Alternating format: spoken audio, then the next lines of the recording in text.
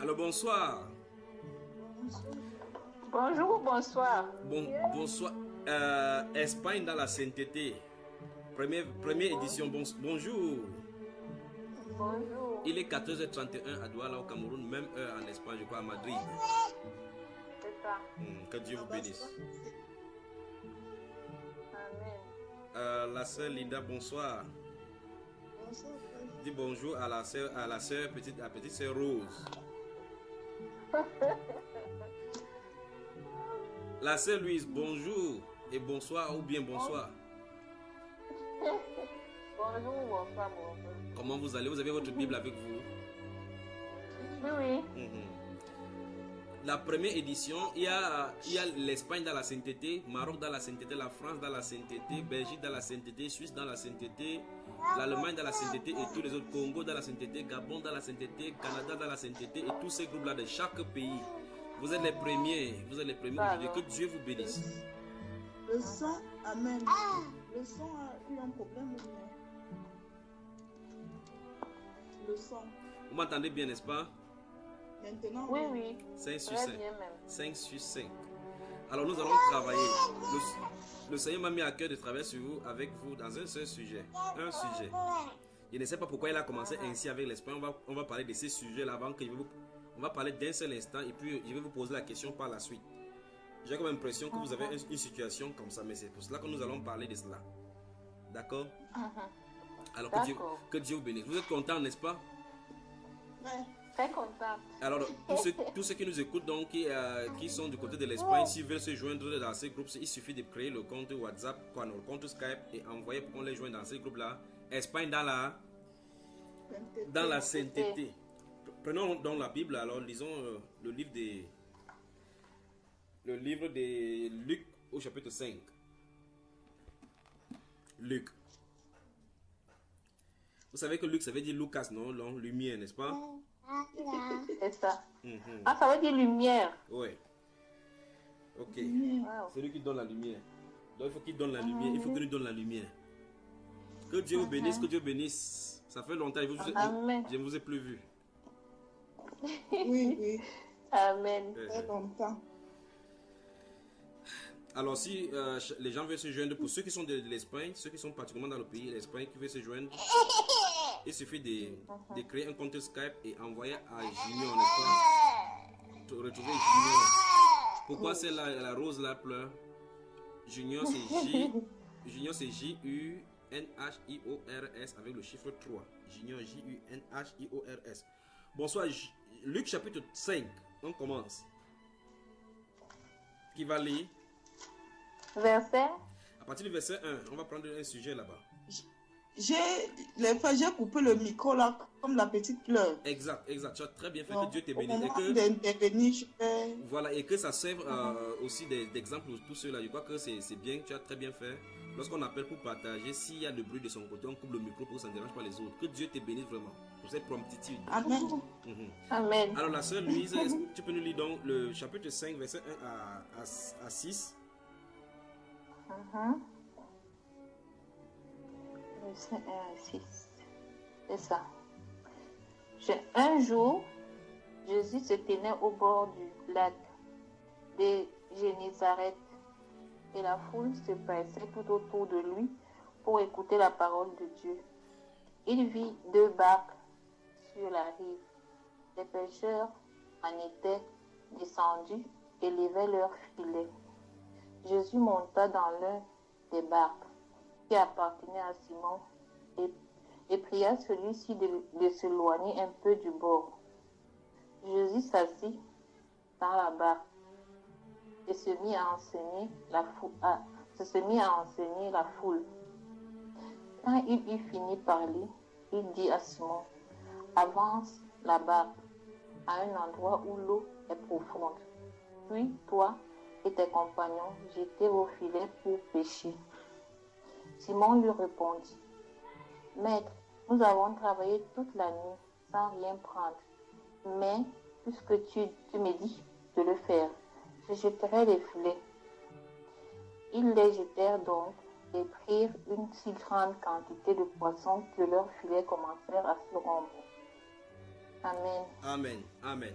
Donc nous allons prendre le sujet et c'est de ça que nous allons parler quand les événements sont contraires à nos expectations. Quand les événements, tout autour de nous en clair, semblent être contraires à ce que nous espérons. C'est ça le sujet. On va parler un seul instant.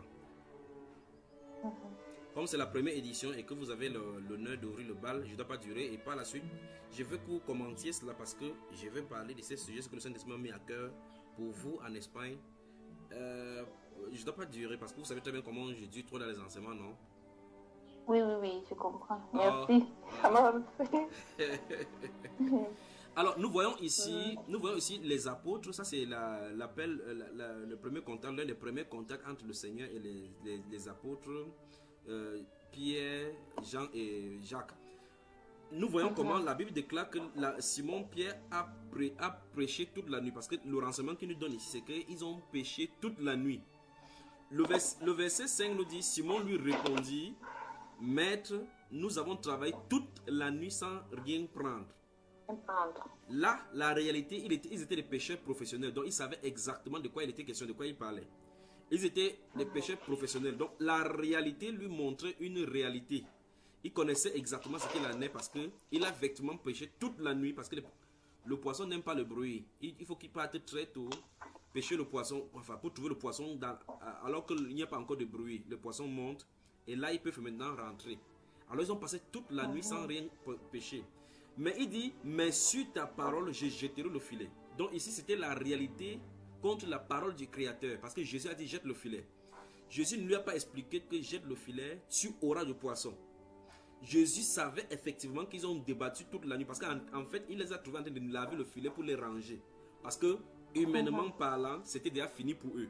La science avait déjà dit que quand les poissons sont partis et que le jour se lève, on ne peut plus pêcher le poisson. Alors, vous m'écoutez maintenant, vous particulièrement en Espagne, et vous tous qui m'écoutez, il y a des situations qui peuvent vous arriver, au point où l'homme a déjà signé que c'est la fin, mais tant que Dieu n'a pas parlé, ce n'est pas encore la fin. C'est pour cela que je parle de quand les événements sont contraires à nos expectations, à ce que tu auras espéré que ça soit. La question c'est, si ces événements sont contraires, sur le terrain par exemple, il y a des gens qui fréquentent, ils ont des diplômes, ils souhaiteraient travailler, mais ils voient de blocage après blocage devant eux. Ça veut dire que ici les événements sont contraires à leur désir. Ils souhaiteraient travailler avec leur diplôme, mais ils ne peuvent pas trouver de travail. Pourtant, ils sont qualifiés. Pourtant, ils ne sont pas médiocres, si médiocres que cela. D'autres personnes, même plus graves, qui n'ont pas de diplôme, occupent même des postes qui ne devraient pas occuper. Ils se posent la question, pourquoi ça se passe ainsi? Il suffit donc de considérer ce que le Créateur dit. Il suffit donc de considérer ce que le Seigneur dit. Parce qu'il faut que le Seigneur parle dans chaque circonstance. C'est donc pour cela qu'il faut lui faire confiance. Parce que dans les circonstances, la Bible déclare dans Daniel chapitre 2, verset 20 à 22, que c'est le Seigneur qui change les temps et les circonstances. Il change les temps et les circonstances. Et par conséquent, il y a une attitude donc à faire lorsque les événements semblent contraires à ce que nous espérions, à notre expectation.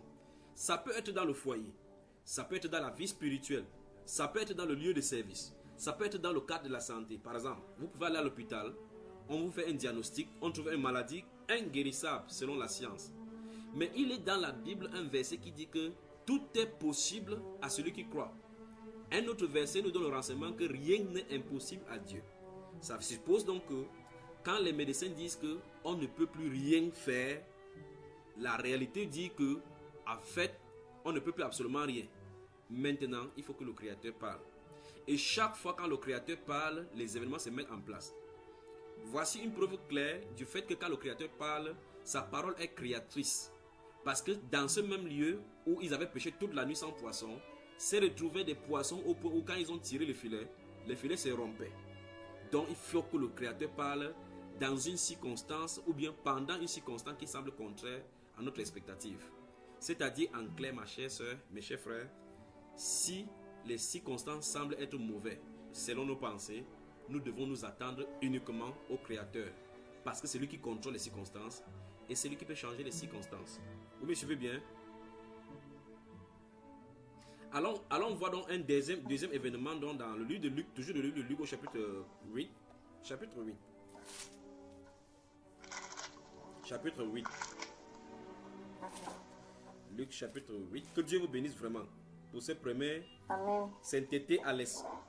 Vous allez vous me rassurer et vous va rassurer le Seigneur que vous allez vivre en Espagne dans la sainteté, non?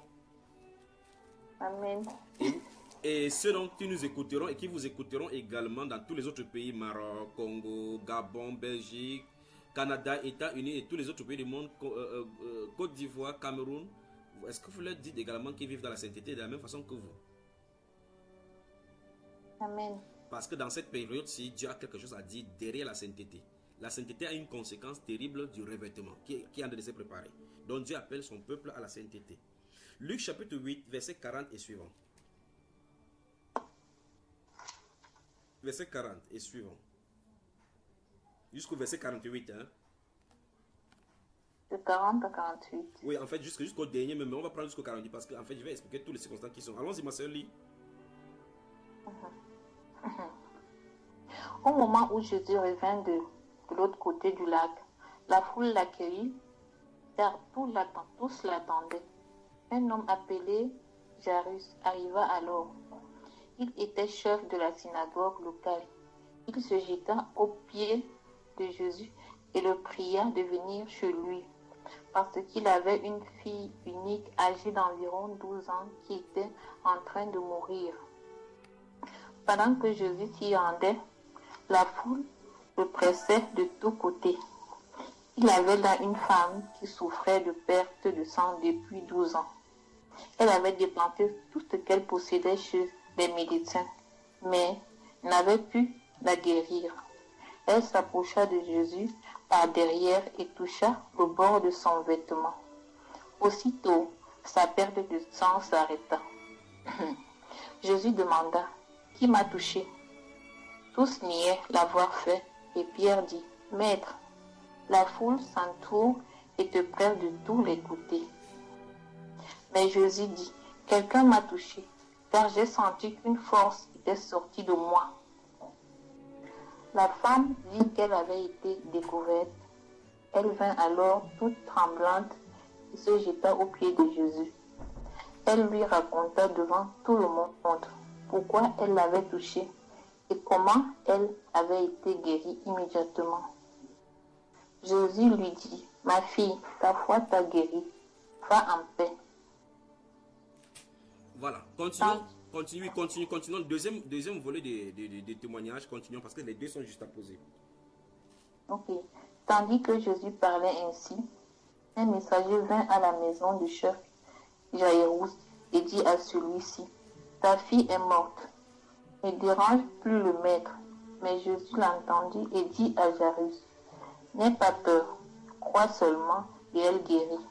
Elle guérira. » Lorsqu'il fut arrivé à la maison, il ne permit à personne d'entrer avec lui.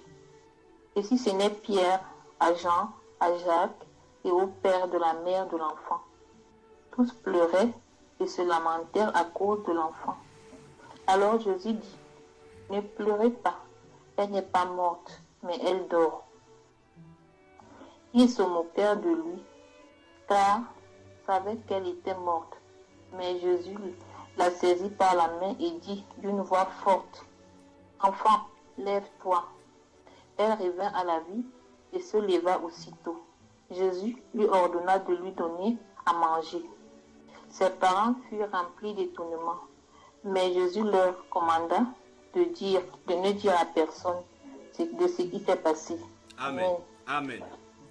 Et vous voyez vous-même que c'est Jésus lui-même qui dérange. Après que les gens sont malades, quelqu'un est malade, tout le quartier est au courant. Elle est morte, tout le monde est au courant. Quand il finit de ressusciter, il dit qu'on ne dit à personne. Comment on va dire à personne? Quand on va voir l'enfant, on va dire quoi? Donc c'est lui-même qui dérange ici dans la Bible. Maintenant, nous avons deux situations encore qui sont décrites ici. La Bible déclare quand Jésus est sorti du lac, elle a quitté le lac. Quand il traverse, la foule le pressait. Une femme, on donne le renseignement sur cette femme-là. On dit que cette femme-là avait une perte de sang depuis 12 ans. Regardez bien le nombre de temps qu'elle a souffert. Vous les femmes, vous savez de quoi il est question. Quand le sang coule continuellement, comment vous serez désassés? Non seulement par rapport à l'hygiène, comment vous devez être s'il fallait dépenser. Et la Bible nous donne le renseignement que cette femme avait souffert entre les mains de médecins et sa situation ne s'empirait seulement. Donc elle dépensait elle souffrait, elle n'avait pas d'espoir de trouver des guérisons. Donc, le certificat médical lui disait, on ne peut plus rien. Les spécialistes de gynécologie avaient dit, nous ne pouvons rien faire dans ton cas. Mais le Seigneur n'avait pas dit quoi que ce soit. Quand il parle, ça arrive. Mais maintenant, regardez quelque chose derrière cette femme-ci. Malgré que les médecins ont dit comme ça, quand elle s'est tournée vers Jésus, elle s'est tournée vers Jésus ici, dans la foi, sachant que c'est Jésus qui peut résoudre son problème. Et là, les circonstances, malgré que les médecins ont dit une chose, son agent disait une autre chose. Et ici, maintenant, il y a une troisième circonstance, c'était la foule qui bloquait et l'empêchait de suivre Jésus. L'empêchait d'avoir accès à Jésus. Elle s'est faufilée, pressée. Remarquez très attentivement qu'aucune circonstance ne l'a arrêtée de foncer vers Jésus. Donc, elle a foncé dans la foule jusqu'à parvenir à toucher son vêtement. Ici, ce n'est pas Jésus qui a parlé, elle a touché son vêtement. À cet instant qu'elle a touché son vêtement, écoutez très attentivement, la Bible déclare qu'une force, une puissance est sortie de Jésus pour la guérir. C'est pour dire quoi? On n'a pas besoin d'écouter la voix de Jésus face à face pour être guéri. Il suffit de le toucher par la foi. Vous voyez? Donc, aucune circonstance. Et souvenez-vous de ce que notre Seigneur a dit dans Matthieu 28, verset 20. Il dit, je suis avec vous tous les jours jusqu'à la fin du monde. Ça suppose que Jésus est le même hier, aujourd'hui et éternellement. Comme il a guéri la perte de sang de cette femme-là, il peut encore guérir et il guérit effectivement aujourd'hui parce qu'il est le même hier, aujourd'hui et pour toujours. Donc, ce que nous avons fait ici dans ces circonstances, c'est que nous observons encore une fois des personnes dont les circonstances semblent être contraires aux événements. Ce n'est pas une chose bonne d'être malade. Et surtout d'être malade, sachant qu'on ne sera pas guéri. Sachant que le médecin te dit, il ne faut pas qu'il te trompe madame, il ne faut pas qu'il te trompe monsieur, ta maladie, si on continue comme ça, ça ne peut pas, vous ne pourrez pas vous en sortir. Et vous savez très bien que coucher sur le lit de malade, ou bien dans votre circonstance, vous êtes en train de mourir à petit feu. Il y a des gens qui marchent comme ça, qui marchent dans la rue, en Espagne, à Barcelone, à Catalane, même s'il y a les émeutes là-bas, ils marchent comme ça. Ils ont des maladies dans leur propre corps. Ils n'ont pas de solution. Mais pourtant, Jésus-Christ est la solution. Dans chaque circonstance de la Bible, on pourra en prendre comme ça une quarantaine pour expliquer ces choses, ces principes-ci. Vous avez remarqué que quand les événements semblent contraires, la seule chose à faire, c'est se reposer entre les mains du Seigneur.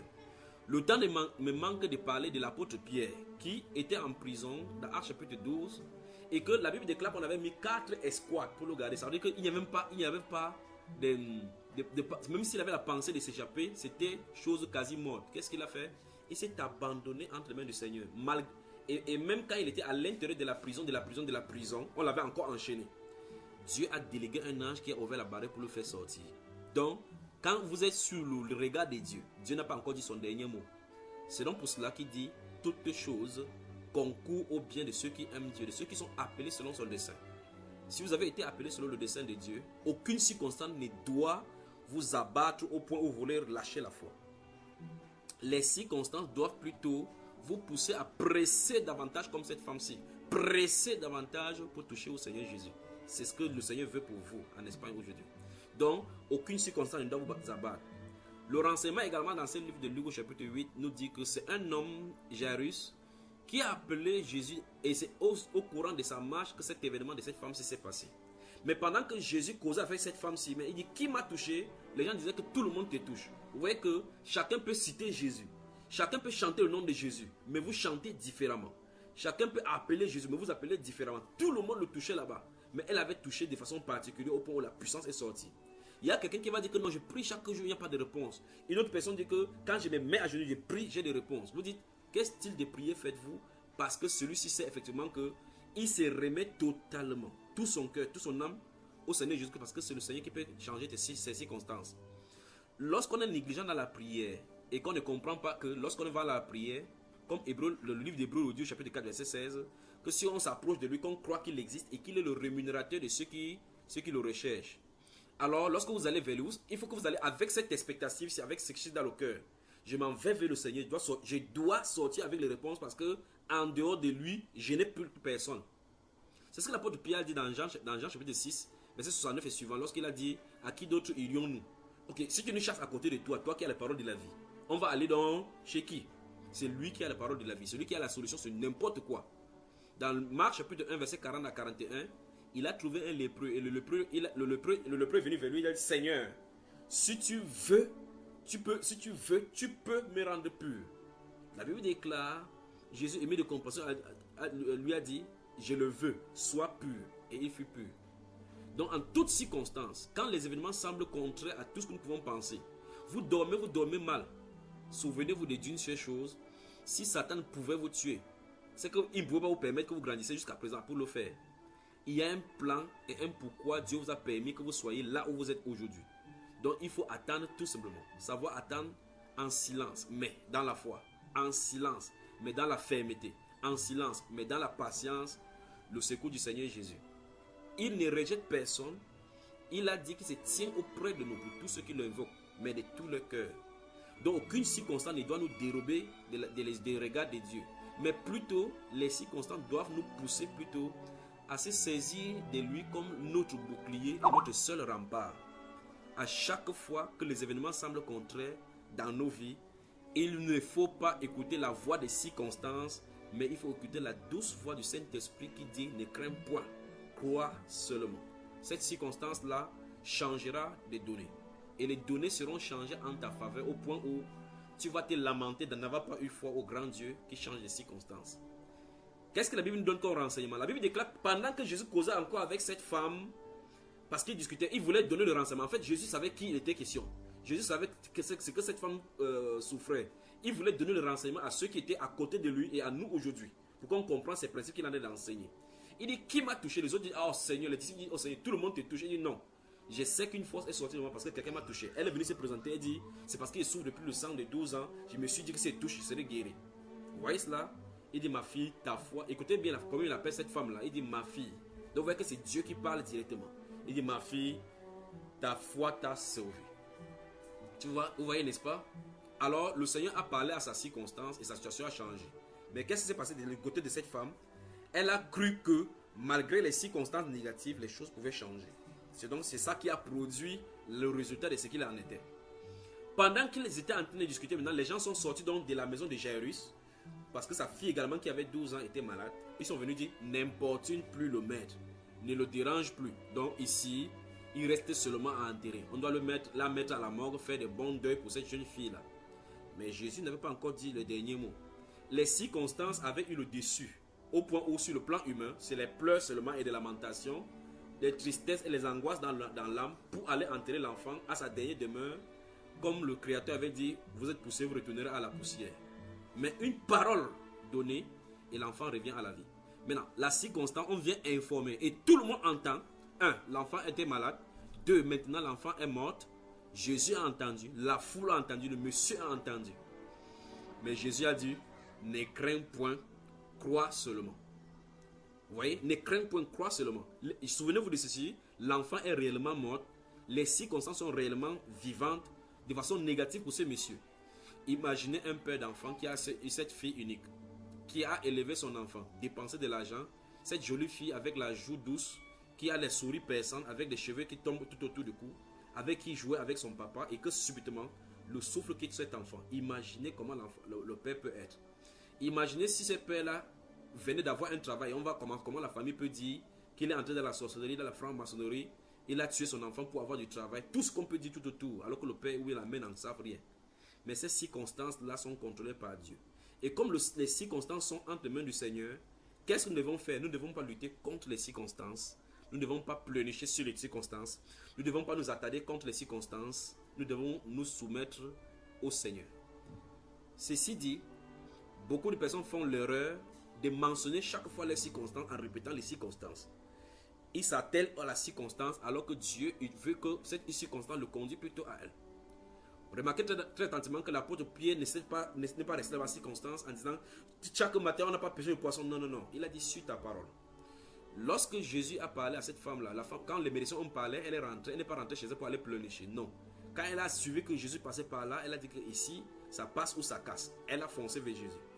Lorsque Jésus a parlé que allons chez toi pour que l'enfant va guérir, ou bien je vais le ressusciter. En fait, l'événement nous montre que quand Jésus est entré dans la maison, les gens, il a dit ne pleurez pas, l'enfant dort. Les gens commençaient à rire parce que les circonstances qui est là-bas, ils savent que l'enfant est mort. Mais pour Jésus, quand Jésus parle, les éléments arrivent. Jésus-Christ est créateur. Il est le créateur, le Dieu du ciel, manifesté dans la chair humaine. Alors, lorsqu'il n'a pas encore dit le dernier mot, Ma soeur, vous devez tenir ferme jusqu'à ce que les circonstances changent. Mon frère, vous devez tenir ferme jusqu'à ce que les circonstances changent. À l'heure où vous écoutez cette voix qui vous parle maintenant, quelle est votre circonstance? Qu'est-ce que vous faites avec ces circonstances que vous avez au-devant de vous? Est-ce que vous allez utiliser désormais ces circonstances pour glorifier le Seigneur? Peut-être c'est votre famille qui n'est pas en règle. Peut-être c'est votre vie qui n'est pas en règle. Peut-être vous ne pouvez même pas marcher comme le Seigneur veut. Les circonstances sont différentes pour les unes et les autres. Quelles que soient les circonstances. C'est pour cela que dans ces passages-là, vous voyez deux circonstances différentes. Au chapitre, en fait, s'il prend toute la Bible, il y en a plusieurs. Remarquez le cas de Joseph qui est vendu en Égypte. Les circonstances semblent être malheureuses pour lui. Ses frères l'ont vendu en Égypte. Son papa l'a envoyé. On est venu mentir en son nom. Arrivé en Égypte, les circonstances ont dit qu'il a voulu violer la femme de Potiphar. On l'a envoyé en prison injustement, mais Dieu n'a pas dit le dernier mot. Dans Genèse chapitre 50, verset 20, quand ses frères vont se rendre compte que c'est lui le premier ministre, ils vont dire que maintenant, comme notre père est mort, il va nous tuer. Il leur a dit, ne vous faites pas ces idées-là, parce que Dieu m'a envoyé devant de vous. Là, il reconnaît que c'est Dieu qui l'a envoyé. Nulle part, Joseph ne s'est lamenté. Malgré qu'on l'a accusé injustement, il ne s'est pas défendu. Regardez Daniel de la même façon, les circonstances. Il obéissait au Seigneur. Prenez le temps de lire le livre de Daniel au chapitre 3 et puis Daniel chapitre 6, doucement. La Bible déclare qu'il priait Dieu continuellement malgré le décret. Malgré le décret du roi, des Mèdes et des Perses qui est irrévocable. Il priait Dieu et les gens sont entiers tumultueusement chez lui pour le surprendre parce qu'ils avaient trouvé qu'il fallait le faire ne plus prier. Mais il n'a pas cessé de prier le Seigneur. Quand il a continué à prier, le décret était sorti, on devait le punir. On l'a lancé dans la fosse au lion. Les circonstances étaient là, les lions étaient là. Il était serviteur de Dieu, il était coupable d'après la loi des hommes, mais Dieu n'avait pas dit son dernier mot. Regardez Abed-Nego, Shadrach et Meshach, le temps me manque de parler de tous ceux-là donc, qui par leur puissance de la foi ont tenu ferme dans les circonstances. Regardez les apôtres Paul, Jacques et Pierre, comment ils ont dû souffrir dans des circonstances. Jusqu'au point où l'apôtre Pierre écrit dans 1 Pierre chapitre 3 que si vous souffrez, si votre souffrance est selon la volonté de Dieu, vous êtes heureux. Donc les circonstances peuvent vous conduire à la souffrance. Mais laissez-moi vous dire que cette souffrance-là sont là pour fortifier votre bras de la chair, afin que vous déteniez ferme à l'intérieur de la foi. Si votre foi à l'intérieur est grande, les circonstances ne peuvent rien faire contre votre chair, mais ce sera seulement de l'amusement pour vous pour glorifier le Seigneur. Alors, en clair et en résumé, les circonstances sont des moyens pour nous de glorifier Dieu, parce que les épreuves de la foi passent par nos circonstances aussi. Les circonstances sont les choses qui, normalement, dans notre chair, n'est pas gai, parce que ça vise à challenger notre émotion, à challenger notre façon de croire et notre façon de penser. C'est ainsi que Satan viendra, te présentera ton enfant qui est malade depuis et dont tu pries le grand Dieu des cieux qui guérit les maladies. Il va te poser la question, mais tu dis que la Bible est réelle, pourquoi ceci n'est pas vrai pour toi? Tu dis que ta vie est réelle, la Bible est réelle, que tu connais Jésus, pourquoi tu as le fibrome depuis? Tu dis que ta vie est réelle, pourquoi ton foyer est comme ça? Tu dis que ta vie est réelle, pourquoi tu as le fibrome? Pourquoi tu n'accouches pas? Pourquoi tu n'as pas de mari? Pourquoi tu n'as pas de travail? Ainsi de suite, ainsi de suite. Mais laissez-moi vous dire que quand cette chose-là arrive et que vous entendez cette pensée-là vous traverser, tournez-vous et dites, Seigneur, le Dieu du ciel qui change les temps des circonstances, il est vivant. Il se lèvera en dernier, il parlera en ma faveur. Et là, vous voyez, les circonstances changeront. Que Dieu vous bénisse. Sainteté à l'Espagne. Sainteté à l'Espagne. Que l'Espagne soit dans la sainteté. Que Dieu vous bénisse, ma chère soeur. Que Dieu vous bénisse. Amen. J'en ai terminé. Cette voix, c'est terminé. Maintenant, je vous pose la question. Le Seigneur a voulu donc que je vous parle de ce sujet. Vous êtes la première de l'espèce, la première du groupe, l'Espagne dans la sainteté. Les autres groupes vont suivre, les autres Maroc, Congo, comme j'ai dit, Gabon, Côte d'Ivoire, Cameroun, États-Unis, et tous les autres groupes vont suivre. Et vous, je vais travailler avec vous. Et si le Seigneur le permet, on priera pour ceux qui ont besoin de prière. Que Dieu donc vous bénisse. Amen. Je suis à votre service donc pour les questions.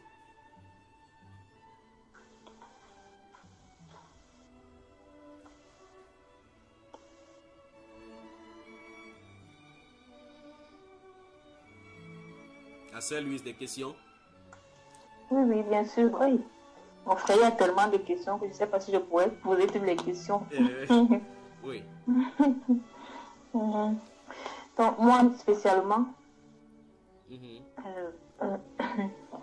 je suis comme si je suis dans le doute en ce moment. Oui. J'ai beaucoup d'attaques. Je crois que c'est quelque chose comme des attaques. Surtout au niveau de mon foyer, des enfants aussi. Donc, parfois, je doute de ma foi.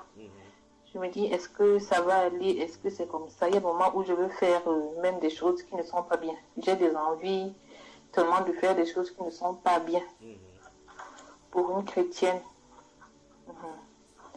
Et je n'arrive plus à faire des jeûnes. Avant, je faisais des jeûnes, mais maintenant, je n'arrive plus.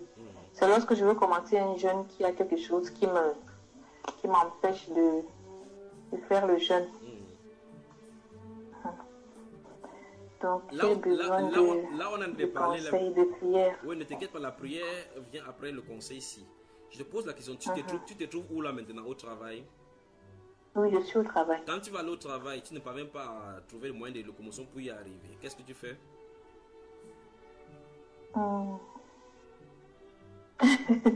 Je trouve qu'il y a toujours le moyen de locomotion. J'aime ça, il y a toujours le moyen de locomotion. Ça suppose que même si les circonstances étaient bloquées, que tu es au travail, tu parviens toujours à y aller. N'est-ce pas, ma soeur? Je parviens toujours à aller, vraiment. C'est ces principes-là que tu vas appliquer. C'est ces principes que tu vas appliquer pour la vie spirituelle. Quand quelque chose va bloquer afin que tu ne puisses pas jeûner, tu dois jeûner. Parce que très souvent, une des choses que nous faisons, c'est que nous négligeons ce côté spirituel. Comme c'est le travail, et nous savons très bien qu'il y a les sanctions, si quelque chose nous bloque, s'il pleut, s'il y a la neige ou n'importe quoi, nous trouvons des moyens pour pouvoir nous déplacer pour y aller. Donc nous faisons tous nos efforts pour y aller et nous parvenons. Mais pour la vie spirituelle, on baisse les bras en disant, ok, maintenant comme ça ne va pas, mieux je laisse comme ça. Tu ne dois pas laisser comme ça. Tu dois trouver des moyens pour gêner, d'accord? D'accord. Et donc dès la semaine prochaine, il faut que tu commences. Et les circonstances vont commencer à changer, d'accord? D'accord. J'espère que tu as entendu ce que le Saint-Esprit vous a parlé aujourd'hui. J'ai compris. Le message est clair. Autre chose. Comment l'autre soeur bouge comme ça, elle veut tellement parler. Tu peux parler, ma soeur, avec ton foulard rouge. Vas-y, parle. Vas-y, parle, ma soeur. Ouvre ton micro, parle. La mais tu as fini. Oui, je veux que tu parles. Ah. Ok, merci pour l'honneur. Vraiment, je vais d'abord rendre grâce à Dieu parce qu'il a permis que cet échange ait lieu. Parce que c'est sûr d'abord que c'est né, cet échange est né de l'esprit. Et vraiment, je rends grâce à Dieu parce que j'ai longtemps prié pour que vraiment que l'initiative vienne du frère. Parce que avant j'étais trop du style, je courais après les hommes de Dieu, je courais jusqu'à ce que j'ai senti de l'esprit, le chercher, un esprit en vérité, et de gagner tout à genoux devant lui, que vraiment que s'il y a quelque chose, que ce soit l'esprit qui commence, parce que la parole dit, si vous construisez et que ce n'est pas Dieu qui construit, c'est en vain. Donc même quand c'était difficile, je me mettais juste à genoux et je priais, parce que je disais que si ça doit être comme ça, Seigneur, commence. Si ce n'est pas le cas, guide-moi. Alors vraiment c'est une grâce, c'est pourquoi j'étais là. J'avais plein de trucs à faire, mais j'ai dit, Seigneur, si c'est le jour que tu as choisi pour commencer, déjà que c'est nous, ça commence par nous. Donc, comme la Bible dit que les premiers seront les derniers, j'espère que je ne serai pas dernier. Non, pas toujours. Les premiers apôtres ne seront pas les derniers quand même. C'est pas dans tous les circonstances que les premiers seront les derniers. Je rends vraiment grâce à Dieu parce que vraiment c'est une réponse d'encouragement. Donc ça veut dire que tu priais pour que ces genre de choses se passent alors? Pardon. Donc tu priais donc que ces genre de choses se passent, que ces genre de groupes soient créés? Effectivement. Et dimanche ou samedi soir, ça a été vraiment le sujet de longues heures de prière. Donc c'est vous qui priez en secret pour que Dieu me manipule bien. C'est ce que vous dites. Si ton manipulateur c'est le Saint-Esprit, qu'est-ce que tu vas encore demander? Il y a d'autres qui sont manipulés par l'autre là. Donc vous acceptez que l'Espagne soit dans la sainteté, n'est-ce pas? Que Dieu m'en donne la force, que Dieu nous en donne. Parce que nous vivons vraiment, en tout cas. Moi, j'ai toujours pensé que j'ai toujours écouté en moi une voix que vraiment, c'est pas pour rien. Plusieurs fois, j'ai voulu quitter l'Espagne, tout s'est opposé, c'est pas pour rien. Et j'ai toujours su que le Seigneur a de grandes choses pour nous. Quand je dis grandes choses, ce n'est pas forcément avoir des villas et tout. Mais j'ai toujours su que bon, le Seigneur va nous utiliser pour de bonnes choses. Et en plus encore, ça commence par nous. Alors, ça a vraiment commencé, quoi. Que le Seigneur vous bénisse. Que le Seigneur vous bénisse. Amen. Et vraiment, je rends grâce à Dieu, frère, pour ta vie, pour la vie de la sœur. Parce que la sœur Louise. La sœur Grâce. Ah, elle s'appelle Grâce déjà de toute façon. Oui, elle s'appelle Grâce Nice. Et parce que vraiment, ce n'est pas évident de vivre selon l'esprit. Ça fait très mal à la chair. Il faut être très courageux pour pouvoir mourir. Accepter de mourir dans la chair. Surtout lorsque comme maintenant, là, vraiment, je suis en plein dedans. Lorsque les circonstances n'accompagnent pas la foi qu'on proclame. Donc, je rends grâce à Dieu pour le message d'aujourd'hui. Oui. Ça me fortifie. En ce qui concerne... Oui, pardon? Parle, ma soeur. En ce qui concerne les questions, comme m'a dit la mère Louise tout à l'heure, j'en ai beaucoup. Donc, ok, mais dans ce cas, ça veut dire qu'on va consacrer une séance que, selon votre disponibilité aux questions-réponses alors. Voilà. Vous notez seulement dans le cahier. Dans le cahier. Nous sommes quand nous sommes... le 30 octobre. C'est lundi ou c'est mardi ici aujourd'hui? Lundi. Donc désormais lundi c'est votre jour alors. Si ça vous arrange. Alléluia. Ça m'arrange pas. Ça m'arrange. C'est pas pour la mère. Ok.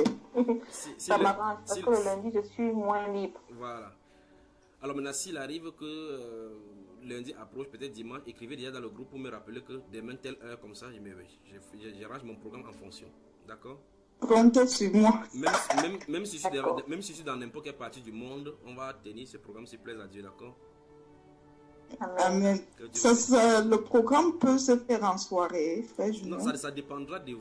Ça dépendra de vous. Mais vous m'informez seulement quand vous voudrez, d'accord?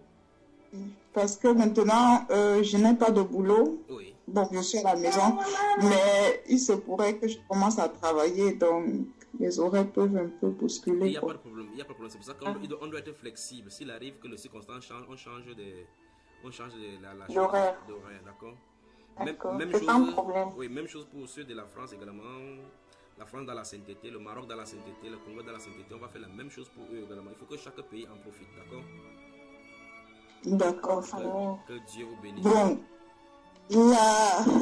mais quand même, il y a un sujet vraiment qui pèse beaucoup sur mon cœur. Oui, vas-y. C'est le sujet, que la maman sait aussi, le sujet à propos du mariage. Oui. Parce que je suis en train de vivre une situation très complexe. Oui. Aux yeux des hommes. Oui. Je n'avais pas d'enseignement sur le mariage lorsque je me suis retrouvée enceinte de ma petite fille. Oui. Le père de ma fille ne connaissant pas Dieu. Oui. Mais moi, oui, je connaissais Dieu. Alors, à mes consciences, j'ai péché consciemment parce que je savais très bien ce que c'était. Voilà. Et plus d'une fois, le père de ma petite fille, il s'appelle Joël, m'a souvent demandé, est-ce que tu veux m'épouser? Mais je ne répondais jamais. Parce qu'au fond de moi, je savais que pour moi, j'étais contre la volonté du Seigneur. Parce que je me disais toujours, j'avais lu dans c'est 1 Corinthiens 6, 14, je crois, qui dit, ne pas, je connais ça en espagnol, ne pas se marier Non, parle en espagnol, il n'y a pas de problème, d'accord? Ah, vale. Si tu no me casarse en yugo desiguales. Même si tu me trompes, la sœur, lui, elle est là pour contrôler cela. Oui, donc, ne pas se marier avec des différentes races différentes, parce que qu'est-ce que la lumière a à voir avec l'obscurité, l'injustice avec la justice? Dis ça en espagnol. Ah, no casarse en yugo desigual es porque ¿qué tiene que ver la luz con la oscuridad o la justicia con la injusticia?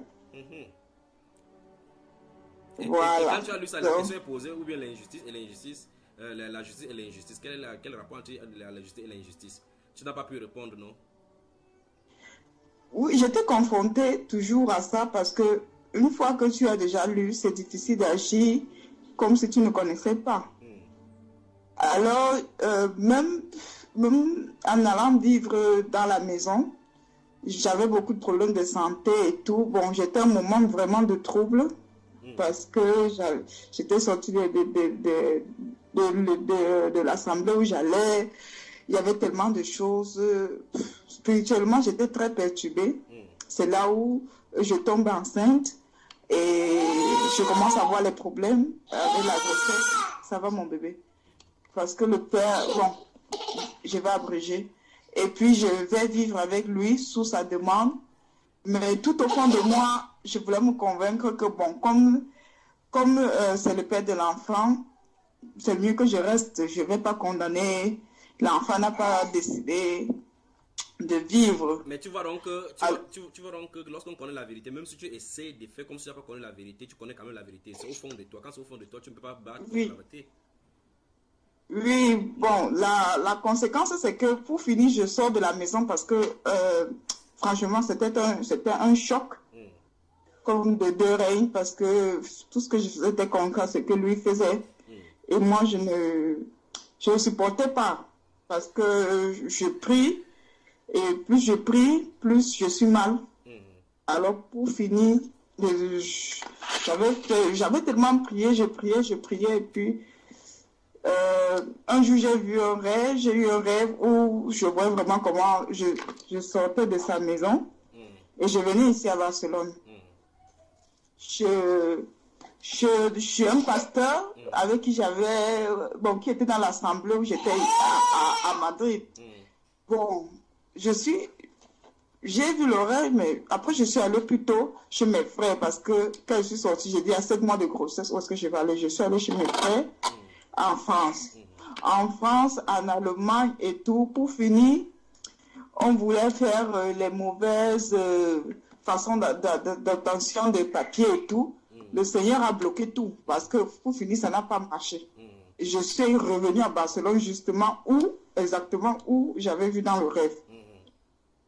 Et puis, j'ai accouché, le père d'enfant est venu, les problèmes sur problèmes. L'année, elle est née prématurée, on est passé à l'hôpital, on a fait un mois, elle avait juste 1 kilo, ça a été vraiment très difficile. Mais là, c'est une très belle petite fille maintenant qui a bien de la vie, non? Amen, amen, amen. Et bon, pour la situation actuelle, pour couper court, le papa de l'enfant est revenu demander pardon. Et il veut ton cœur maintenant. Je crois que le cœur est tout, hein. Bon, ma soeur, je te pose une question. Parce que tu dis que c'est ça, c'est la situation qui pose là. Je te pose une question. Tu es prêt à me répondre? Je ne sais pas. Vu ta tête, je ne crois pas. Donc, quand tu regardes ma tête, tu sens que la question sera dure, quoi. Ok, je ne pose pas la question que je vais poser. La prochaine fois, je vais poser la question. Mais je vais te dire quelque chose.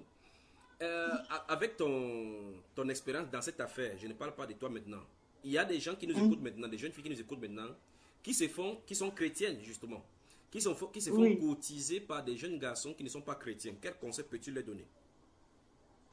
Je leur dirais de prier. Et première des choses, que la femme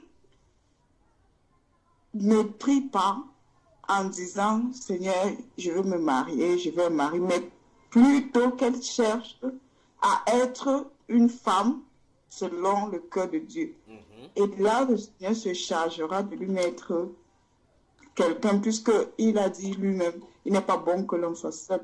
Donc, toute femme a un mari. Oui. Mais alors, est-ce que tu es donc prête pour te marier? Parce que le mariage, c'est un ministère. Donc, je conseille aux filles d'éviter de carrément couper court tout contact avec ce genre de personnes. Parce que quand ils viennent, tu ne connais pas l'esprit qui est derrière. Oui. Mais ce qui est sûr, ce n'est pas forcément bon pour la foi, pour toi, pour le futur. Oui, mais dès le départ, en venant, ils sont gentils, ils leur achètent des choses, ils leur font sortir, prendre de la glace, ainsi de suite, ainsi de suite. Ce qui est sûr, le Satan vient toujours en te promettant, comme il a promis à Jésus, les royaumes et tout. Donc, c'est pour ça que je conseille aux filles de connaître leur identité en Christ, de connaître leur ministère, de connaître ce que c'est que la femme pour Dieu dans le mariage.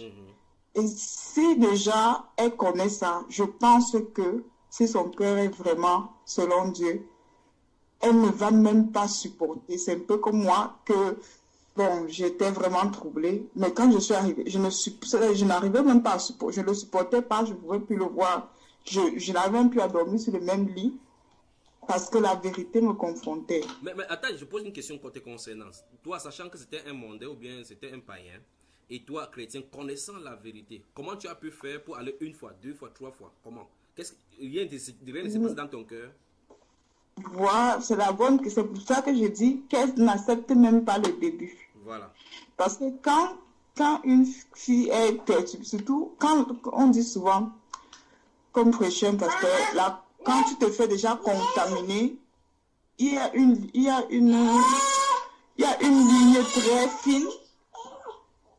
Quand tu te fais déjà un peu perturbé, la ligne est tellement fine que parfois, tu veux te convaincre, et ça dépend aussi des désirs du cœur de la personne, parce qu'en ce moment, tout pour moi, c'était, je veux me marier, toutes mes copines sont mariées, je suis fatiguée d'être seule, et en plus que je n'ai pas de famille, j'étais toute seule, des années, et je me souviens que je priais pour aller retrouver ma famille. Et un jour, le Seigneur t'a donné le frère une parole, il m'a dit, reste en Espagne.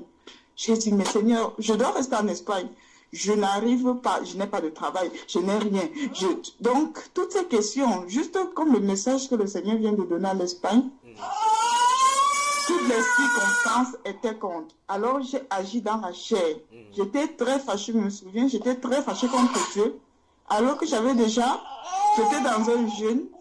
J'ai dit, Seigneur, je vais jeûner 3 jours, il faut que tu me parles. J'étais dans un jeûne.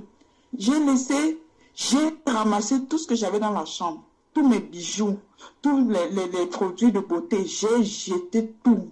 J'ai dit que, Seigneur, je me tourne vers toi, mais réponds-moi. Mais j'ai fait le jeûne et je n'ai rien senti. C'est là où ça m'a énervé. J'ai dit, je vais tourner le dos à Dieu. Mais ça a été la décision la plus cruelle de ma vie parce que jusqu'à aujourd'hui, j'en paye le pot cassé. Donc, c'est vraiment une chose terrible que de tomber entre les mains de Dieu vivant, n'est-ce pas? On ne peut pas le challenger comme ça. Non. Toujours, je dis, il ne faut jamais essayer de faire le bras de fer avec Dieu parce que sans ou avec toi, il est Dieu. Amen. Il est Dieu. Donc, il faut attendre. C'est difficile, comme je disais tout à l'heure, de mourir dans sa chair. Ça fait très mal. En ce qui me concerne, je ne sais pas pour les autres, mais pour moi, ça fait très mal de se tourner, mais petit à petit. Mais en tout cas, dans les circonstances, il est au contrôle. Et petit à petit, il a été ramené, n'est-ce pas? Ma soeur Louise. Oui. Oui, je disais aussi, maintenant, le père de l'enfant est intéressé, il commence aussi à suivre quoi. La parole, doucement. Pardon. À suivre un peu, petit à petit, la parole.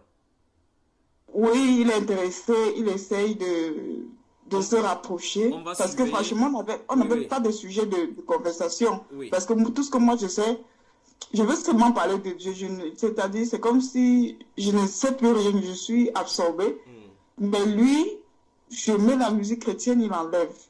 Il veut mettre une autre musique. Donc tout son comportement est autre. Et puis moi, ça me répugnait en fait. Souviens-toi que dans cette Mais moi, j'essayais de dire, j'ai déjà dit oui. Je lui avais dit oui. Donc, en écoutant les sujets comme les questions des frères de Gabon dernièrement que tu as publié, l'enseignement sur le mariage, je me suis rendu compte qu'en fait, je suis mariée devant Dieu. Parce que je savais et j'ai dit oui. Donc, qu'est-ce que je dois faire maintenant? Et puis encore, je lisais dans Matthieu que le Seigneur dit, si tu as un problème avec ton frère, va d'abord résoudre le problème avant de venir déposer ton offrande. Soyez irrépréhensible, soyez irréprochable. Donc quand je reste, je dis, Seigneur, maintenant il me demande de monter avec l'enfant, maintenant il me demande le mariage, maintenant je dis que Seigneur, si c'est que c'est mon mari, pourquoi je n'ai pas cet élan de cœur? Pourquoi? C'est parce que j'ai été traumatisée, c'est parce que tu connais tout mon témoignage, je t'ai déjà parlé, c'est parce que moi précisément je n'ai même pas besoin d'un homme par rapport à tout ce qui m'est arrivé.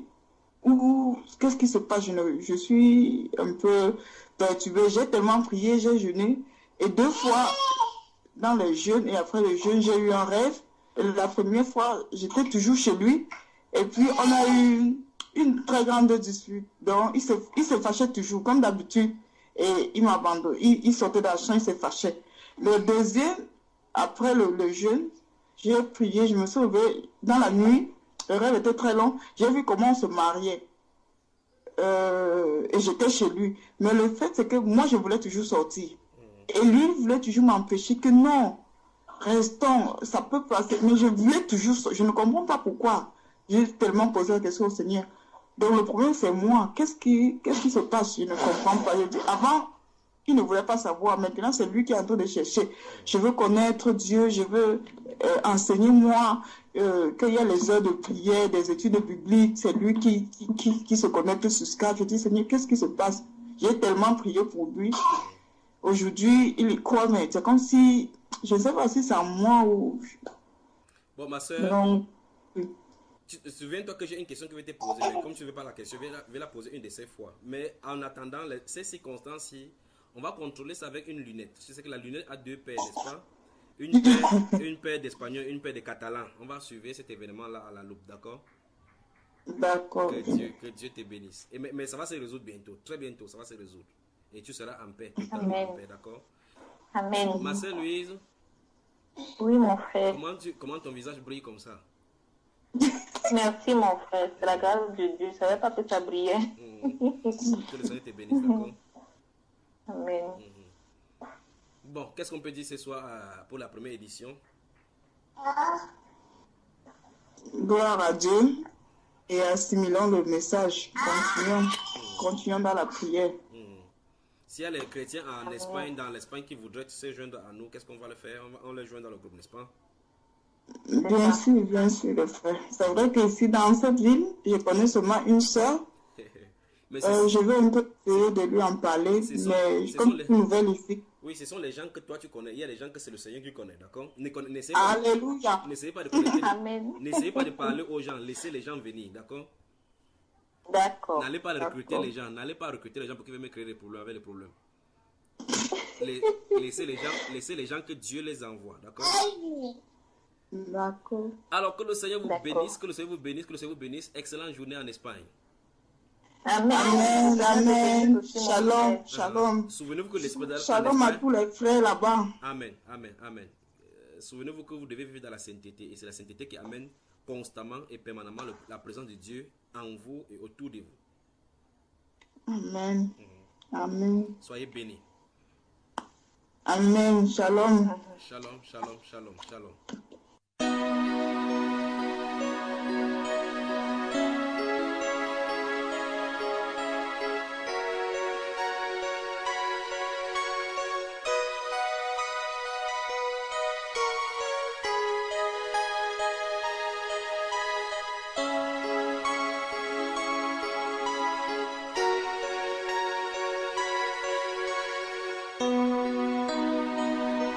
Jesús te amo, Jesús te alabo. Yo quiero siempre estar a tu lado, Señor. Mi fortaleza, eres tu Señor. Y yo te canto de todo mi corazón. Sin ti, Jesús, yo no soy nada. Sin ti, Jesús, no puedo vivir. la fuerza yo la cojo en ti, porque tú solo me llenas de tu amor. Jesús te amo, Jésus, je t'aime. Jesús te alabo. Jésus, je te loue. Yo quiero siempre estar a tu lado, Señor. À tes côtés, Seigneur, Fortaleza, ma forteresse, eres tu Señor. c'est toi, Seigneur. Y yo te canto de todo mi corazón. Et je te chanterai, Seigneur, de tout mon cœur. Sans toi, Seigneur, je ne suis rien. Sans toi, Seigneur, je ne peux vivre. La force, c'est toi qui me la donnes. Parce que toi seul, tu me remplis de ton amour. Jésus, je t'aime. Jesús te amo, Jésus, je te loue. Jesús te alabo. Je veux être toujours à tes côtés, Seigneur. A tu lado, Ma Señor, forteresse, mi fortaleza. c'est toi, Seigneur. Eres tu Et Señor. je te chanterai, Seigneur, de tout mon cœur. Y yo te canto de todo mi corazón. Jesús, te amo. Jesús, te alabo. Yo quiero siempre estar a tu lado, Señor. Fortaleza, eres tu Señor. Y yo te canto de todo mi corazón. Jésus, je t'aime. Jésus, je te loue. Je veux être toujours à tes côtés, Seigneur. Ma forteresse, c'est toi, Seigneur. Et je te chanterai, Seigneur, de tout mon cœur. Yo te cantaré de todo mi corazón.